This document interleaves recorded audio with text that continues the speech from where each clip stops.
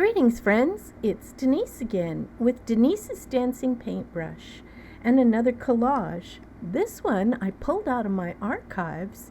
It was an illustration I did for one of my children's books, the FairyTale Alphabet Book number 1, Fairy Tales and Folk Tales from Around the World. And this one was for the letter B, the boy of the Red Twilight. But I liked him so much. I liked the way the boy came out and the wolf behind him that I really didn't want to just toss it as an illustration that'll never be used again. I decided to finish the picture by doing the background.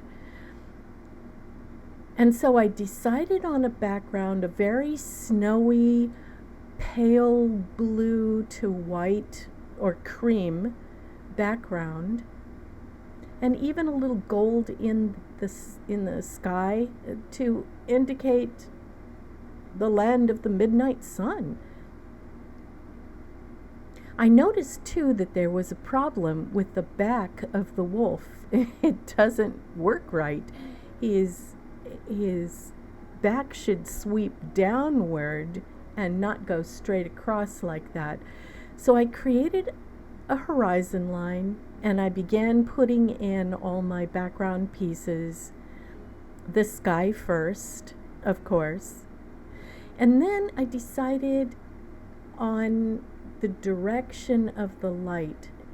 Now this is very important when it's an all white snowy type of a background, because nothing is all the same color. Light changes as it goes through the atmosphere. As it gets farther in the distance, it looks more blue, and so I created it rather blue in the background and lighter and creamier as it came to the foreground, and then added a little more blue for shadows. You'll see as we go along.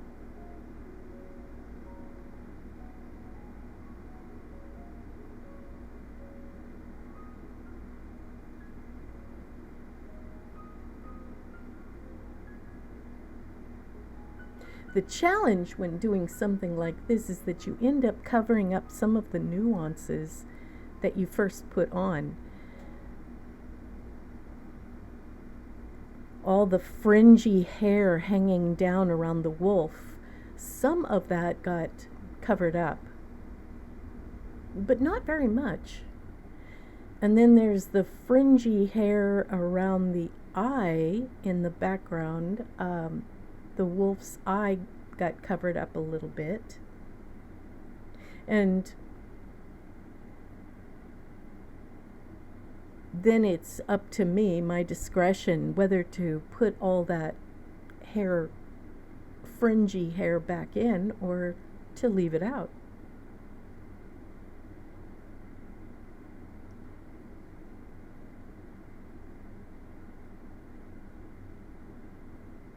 I think I like this illustration very much, and I'm glad I decided to keep it rather than to toss it. There are several illustrations I did for my books that I'm just tossing out because they're not frameable, they're not hangable, at least in my estimation. They worked for the book, but they don't necessarily work as fine art. Now later on, I may kick myself for that decision, because if the book ever gains in popularity, they may want, the archives, the museums may want my originals, and they won't have them because I tossed them. And such is life. But no one has room to keep everything they do. I do artwork every week, and there just wouldn't be enough storage space in any room in my house if I kept everything.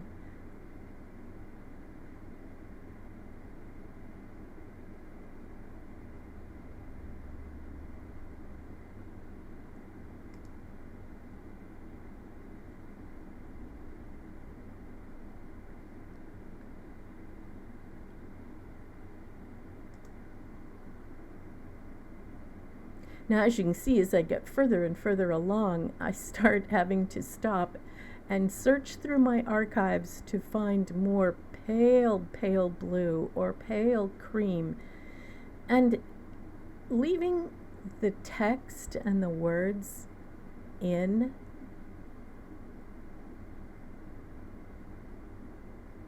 I think really adds to the picture. I think it adds to the collage of it all. And this is where I can also add phrases and words that I think are relevant to the image, to what I want to say.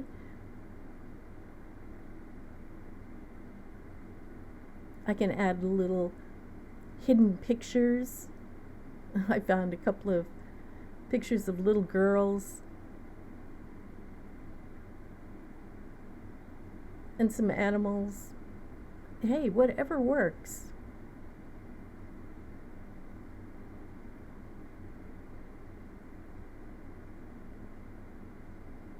I think that's one of the things I really love about collage, is that it's a sort of Where's Waldo? You get to hunt for different pictures within the finished picture. I also think that's why these collage pieces really added to the children's book illustrations, is because children love to hunt for hidden pictures as well, and there are lots of them.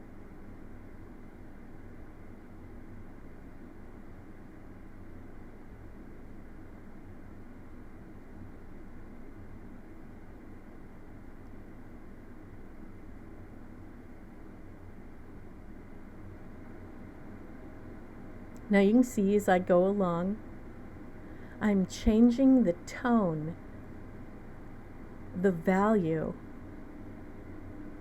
of the color as it comes closer to the bottom of the page, closer to the foreground where we are, the audience.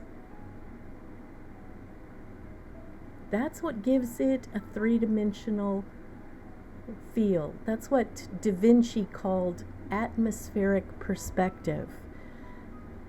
You have to remember that there is color in the atmosphere. As things get further away, there's more blue. I think that's why the mountains that are far off have kind of a blue look to them.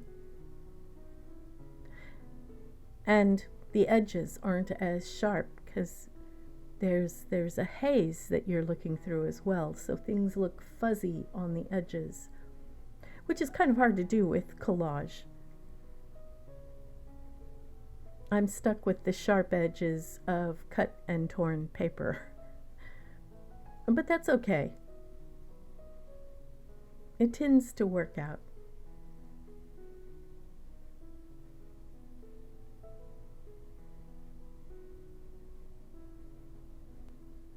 So we're finally getting closer to the end, and I'm really liking it. I think this is definitely frame worthy.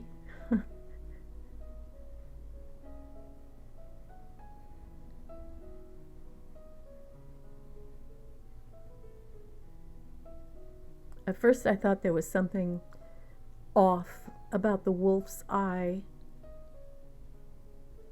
I may put a light spot in his eye, but here it is, the finished product.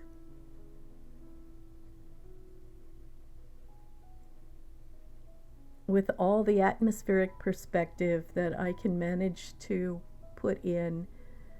Tell me what you think in the comments below.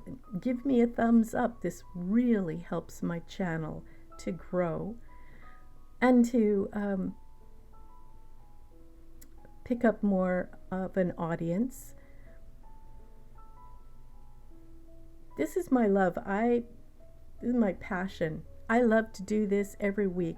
I'll try and put something new on for you. So join me again next week. Thanks so much for watching all the way to the end. Have a great week, everyone. And I'll see you next time. Bye now.